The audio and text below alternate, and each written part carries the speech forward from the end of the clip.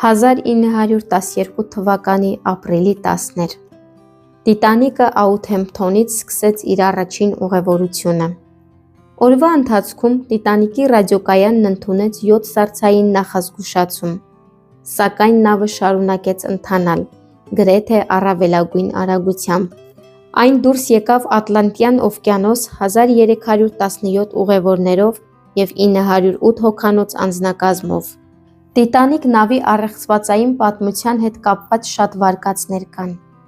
Շատերի մոտ կասկած է առաջացրել այն փաստը, թե ինչպես էր խորտակվել մի նավ, որը բոլոր մասնագետները միակարծիք նշել էին, որ երբեք չի կարող խորտակվել։ Ոչ բոլորին է հայտնի, որ Տիտանիկը White Star Line-ին պատկանող երկրորդ նավն էր։ Առաջին նավը Օլիմպիկն էր։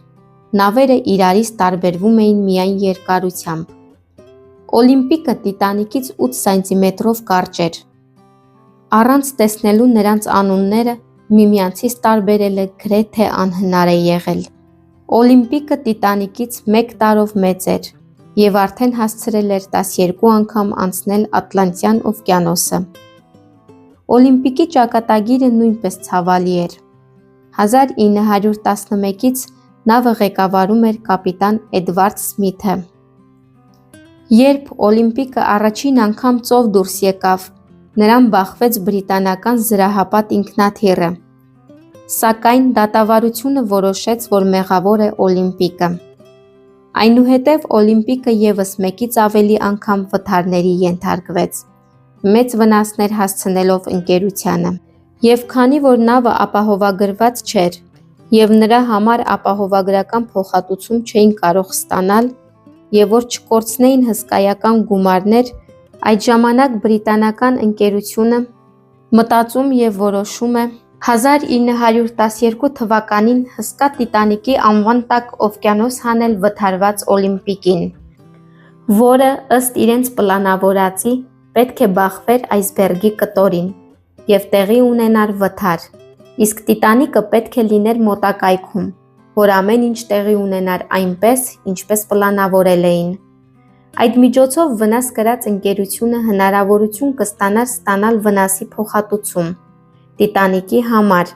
և վերադարձնել Օլիմպիկի վթարի ժամանակ կորցրած հսկայական գումարը։ Սակայն Տիտանիկը Օլիմպիկի վթարի ժամանակ հեռու է լինում և չի հասցնում հասնել օգնության,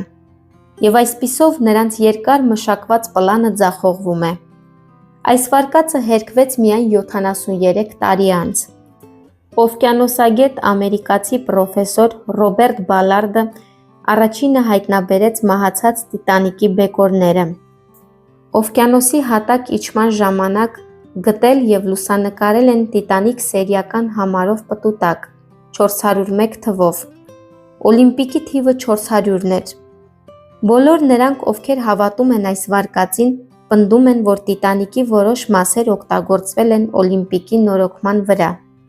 Հետևաբար, այս մասերի վրա դրված համարը չի կարող հաստատել, որ Տիտանիկը գտնվում է օվկիանոսի հատակում։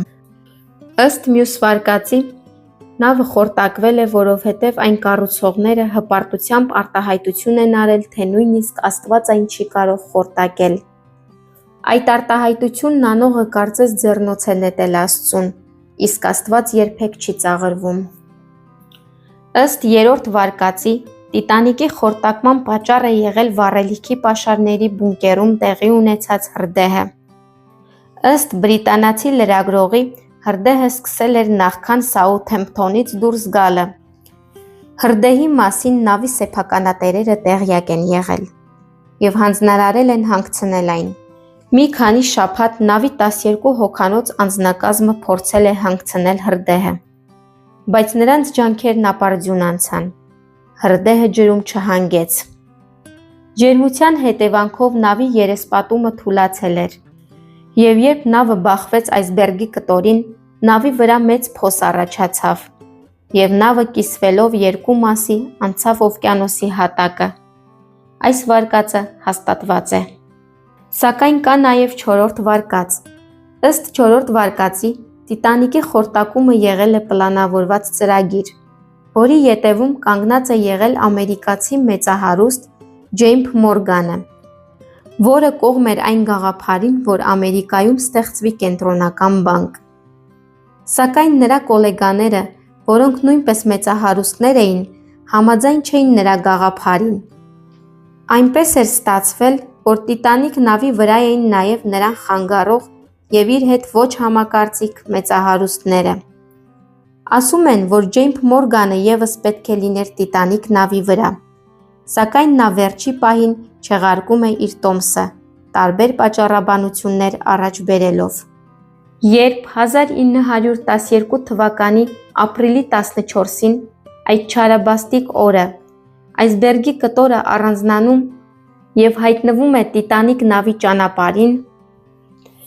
հսկայական Տիտանիկ նավում գտնվում էին նաև 6 հայ ազգի ուղևորներ։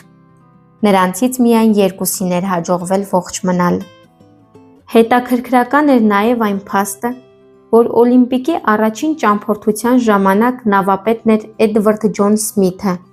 այն նույն մարդը, ով հետագայում դառնալու էր Տիտանիկի նավապետը և զոհվելու էր Տիտանիկի խորտակման ժամանակ։ Տիտանիկի խորտակումից ողջ մնացածի գրած նամակն աճուրդում վաճառվել է ռեկորդային 300,000 ֆունտ ստերլինգով։ Սա Տիտանիկ խորտակված նավի հետ կապված ամենաթանկ նամակն է։ Սկզբում հույս կար, որ կվաճառվի 60,000 ֆունտ ստերլինգ։ Նամակը թվագրված է 1912 թվականի ապրիլի 10-ով, նաև նստելու օրը, և ուղարկվել է Քուինսթաուն ապրիլի 11-ին, իսկ Լոնդոն ապրիլի 12-ին։ Նույնիսկ այսքան տարի անց Տիտանիկի խորտակումը դեռ շրջապատված է գաղտնիքներով ու առեղծվածներով։